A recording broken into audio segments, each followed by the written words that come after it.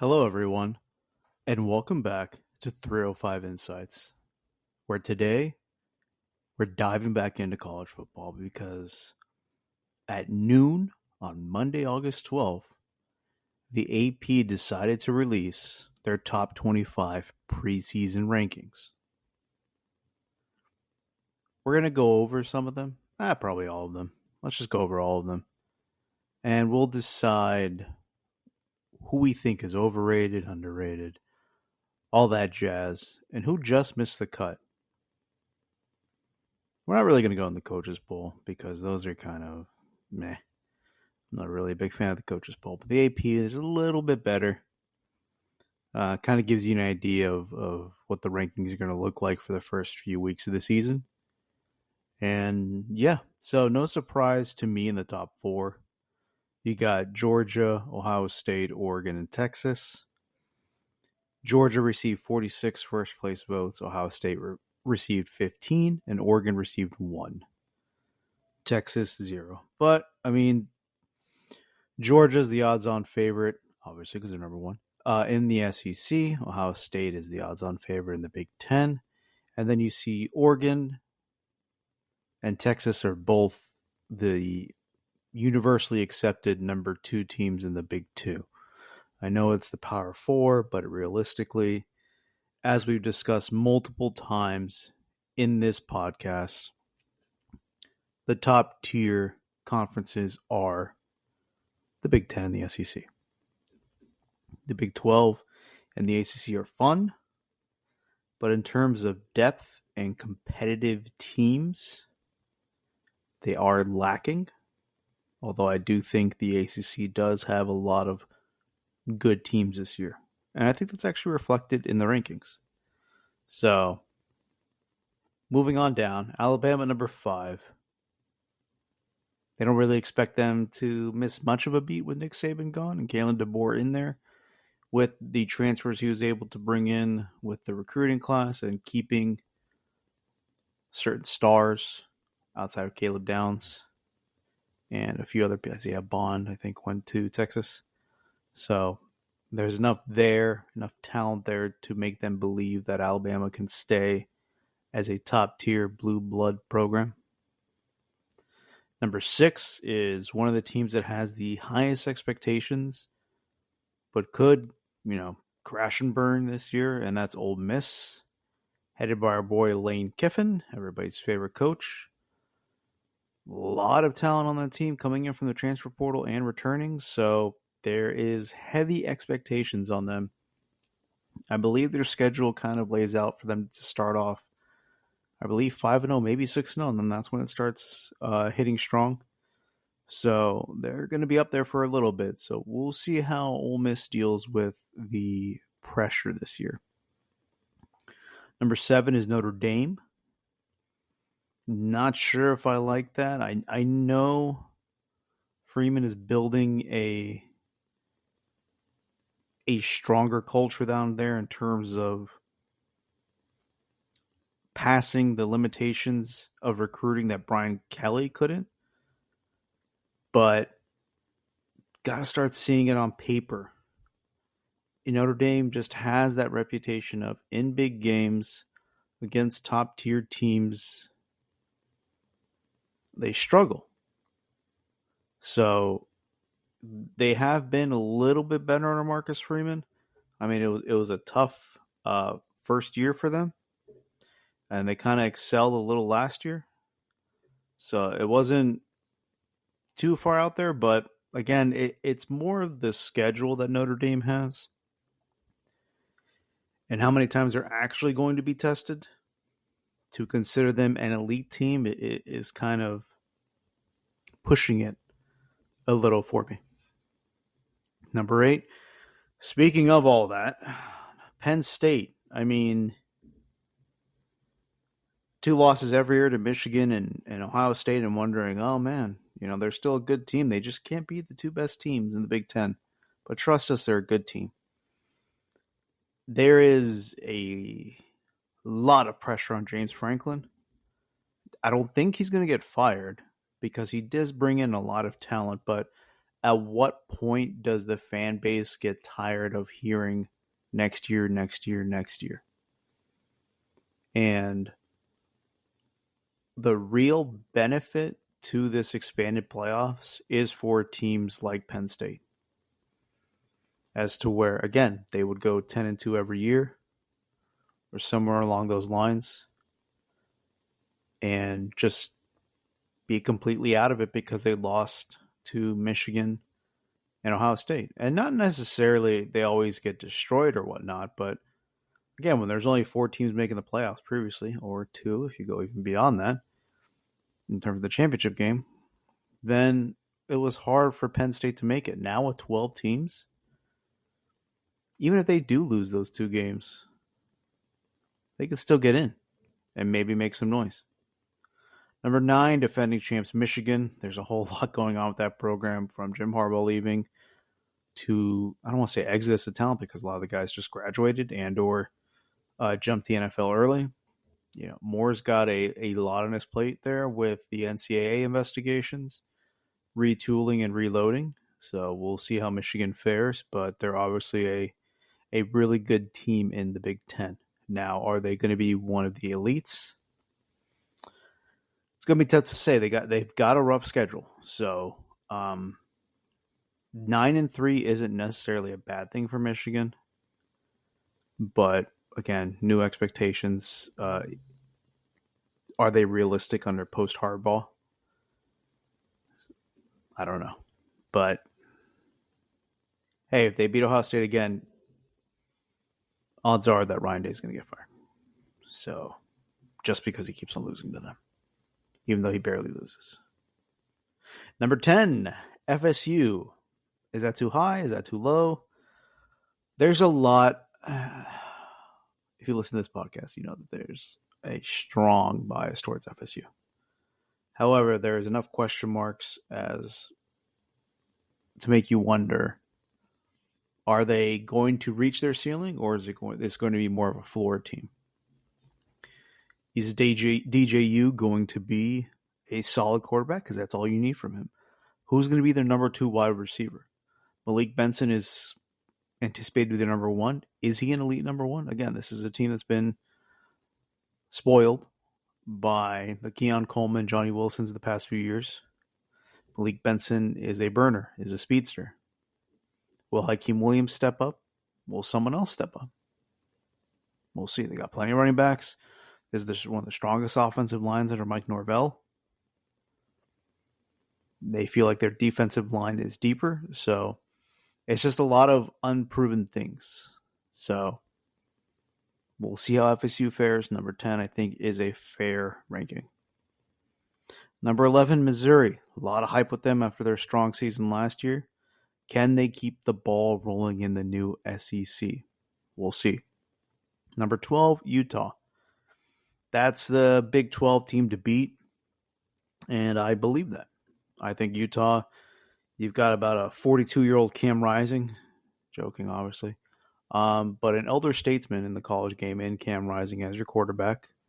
You've got, a great coach, a great atmosphere on game day over there, and they have the talent advantage over probably everybody in the Big 12 outside of maybe, well, we'll see them down the list, but number 17, Oklahoma State.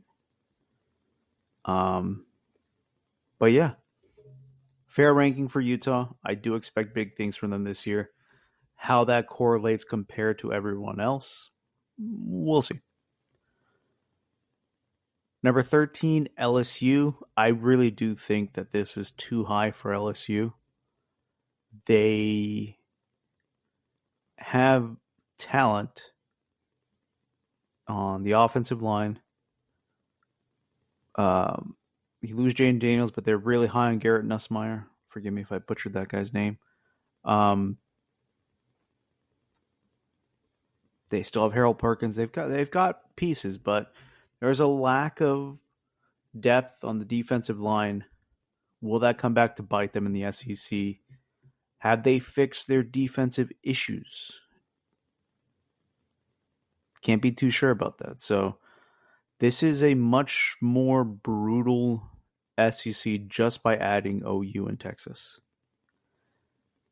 Even if you're not facing off against them, again, Missouri's better over the past few years. Tennessee is better over the past few years. Ole Miss is better. There's a lot of teams that have kind of pulled up to the rear of LSU, and then they can pass them. They have improved their recruiting classes under Brian Kelly, but that's not going to bear fruit now.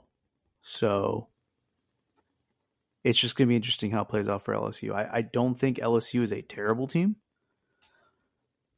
13th in the nation. I'm not sure that's going to bear out as the season goes on. Number 14 is Clemson. Again, everybody knows how I feel about Dabo Swinney. I'm not the biggest fan of him. And I think this is the season where you're really, really going to start seeing the cracks in the foundations. You've started to see it in the past. Again, DJU was kicked out. Cade Klubnik has not been the guy that they expected him to be with firing the offensive coordinators and bringing in Garrett Riley. The depth I think is going to come back and haunt them. I know they have a lot of high-end talent on the defensive side, but again, the ACC is a little stronger this year if you really look into it.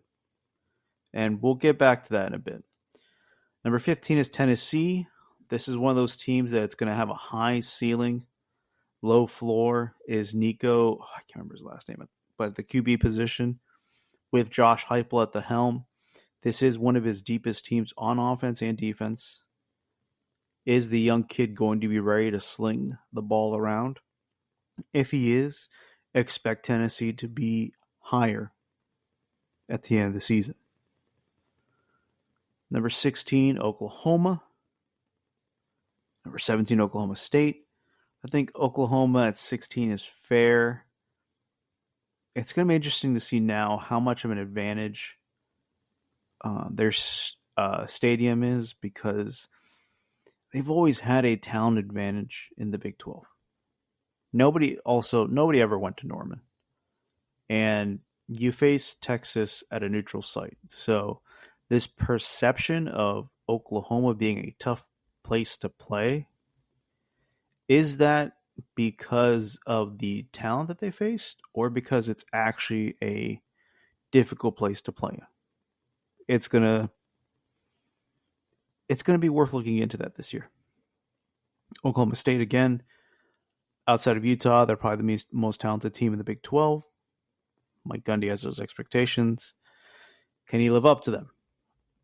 Kansas State is number 18, another Big 12 team. Not much to say there. They're just one of those teams that, 8-4, 9-3. That's what's probably going to be expected of them, if not. I mean, again, they're going to finish in the top tier of the Big 12, but what does that mean in today's college football? Number 19, Miami. Here we go again with Miami. Are they a top 25 team on paper, talent-wise? Yes. They're probably the most talented team in the ACC, if not top 2. Yeah, so it's very hard to put in words of what my alma mater is going to be this year. You got Cam Ward. You've got that strong offensive line. You've got that strong defensive line. Talent is not the issue at UM. We'll see how it breaks down for them. Number 20, Texas A&M. That's an interesting one. They did have a top 5 transfer portal class. They have a lot of talent there, although there was a somewhat of a talent exodus. Second time I used that word in this podcast. But Mike Elko is a really good head coach. I know that was said in the past about Jimbo Fisher. However, I don't think Elko is as stubborn as Jimbo. And Jimbo was just stuck in his ways that worked in 2013 when he had a generational quarterback in Jameis Winston. And when I say generational, I mean from a college level. Obviously, he didn't pan out as well in the pros, but I mean, the man lost one game with Jameis Winston. But those guys don't grow on trees. And as much of a solid quarterback as Connor Wegman is, he never stayed healthy. And the recruiting classes that you had there, especially that 2022 class, Jimbo Fisher should still be there.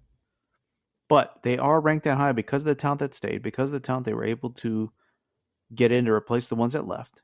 Mike Elko's experience in Texas A&M as a defensive coordinator and what he's done at Duke, I think people are going to give him the opportunity to prove himself, which is why he's at 20. 21, Arizona. They probably have the most explosive offensive tandem at wide receiver and QB. Again, being in the Big 12, how does that play out on a national scale? Don't really know, but they should be an exciting team nonetheless to watch. Number 22, Kansas under Lance Leopold is just, the man's a magician. How he's turned this team around, I don't know, but he's done it.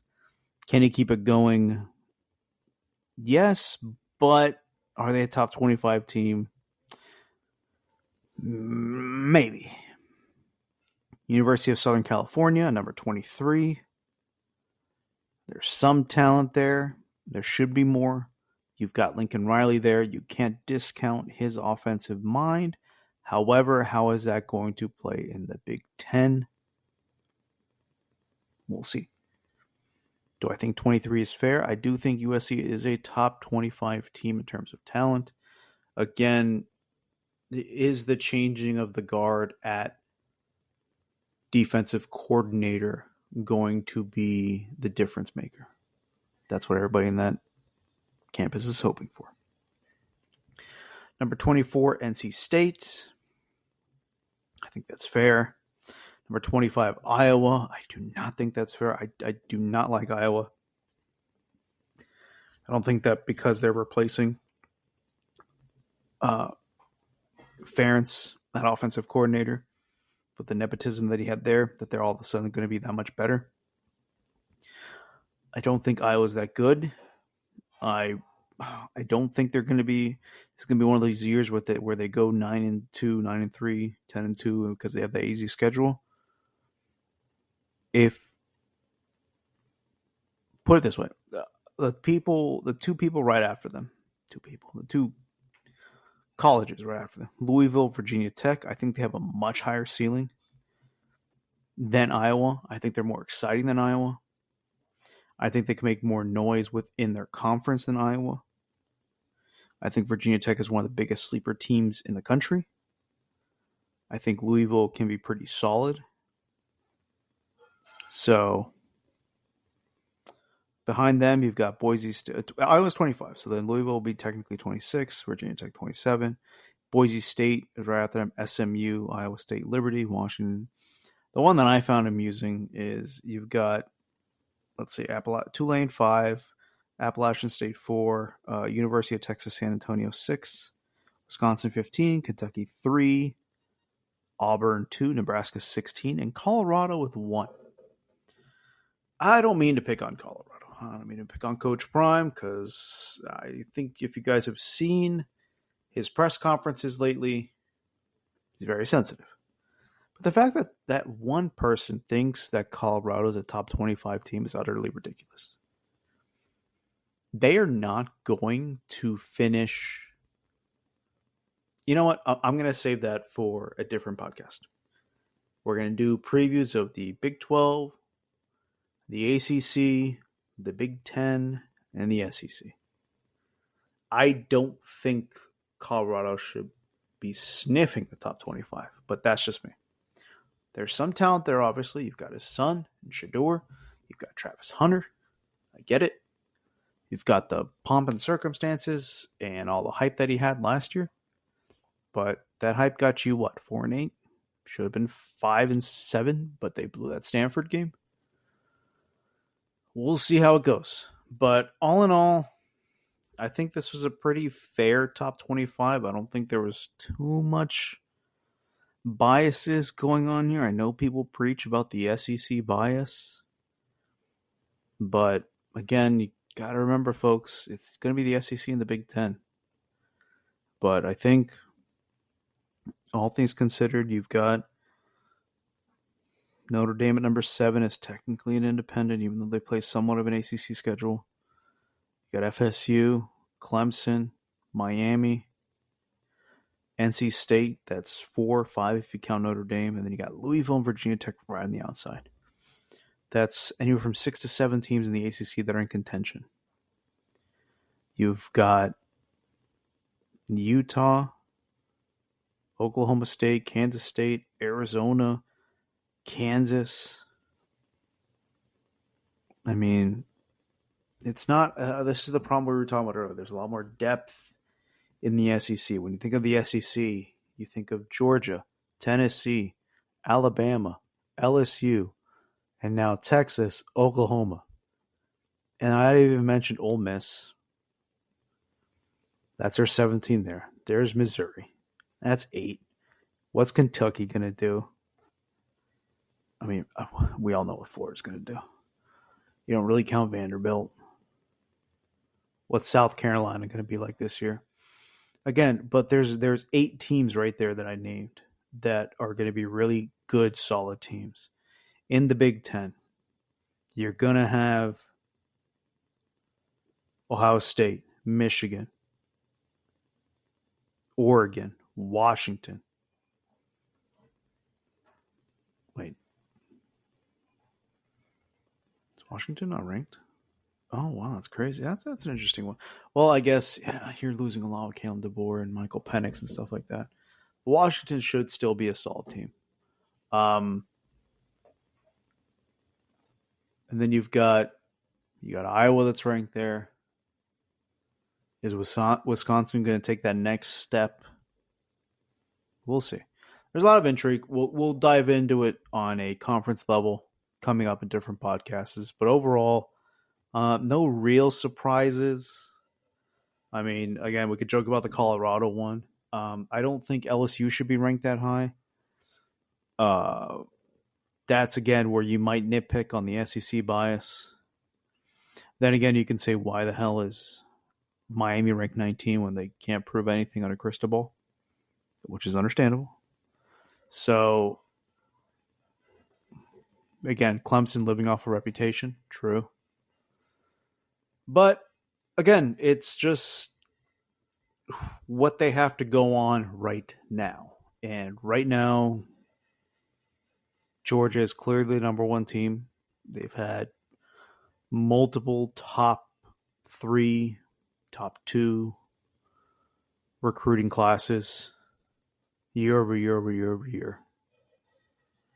Nick Saban's gone. That's the only guy that could really hang with Kirby Smart, so he doesn't really have to worry about that anymore. Ohio State is loaded this year with all the talent they had, plus all the transfers coming in, with Caleb Downs-Junkins at running back from Ole Miss, and the QB from Kansas State, who his name escapes my mind right now. So, and then you have all the wide receivers and the weapons, the defensive line. Texas, we all know the hype. Oregon, we all know the hype. Excuse me. So, top 4 is expected. Outside of Notre Dame, top 10 looks okay. Outside of LSU and Clemson, top 15 looks okay. And then you're kind of just moving around things there. So, folks, it's almost here. Week 0 is almost here. So, really starting to get excited. We're going to pump out those preview podcasts for the different conferences. And thanks for stopping by. We'll see you next time here on 305 Inside. Have a good one, folks. And don't think I forgot. Do not forget to like, subscribe, follow, do all that stuff on the socials. We're on YouTube. We're on Apple Podcasts. We're on Spotify. Press all those buttons that gets you these podcasts in front of you. We're going to start churning them out again. I know you've heard that 1,000 times. But we've got Dolphins contract extensions. We've got the football season. Preseason's already started. College football starting. It's going to start to heat up, folks. So thanks for listening to this one, and we'll see you next time here on 305 Insights.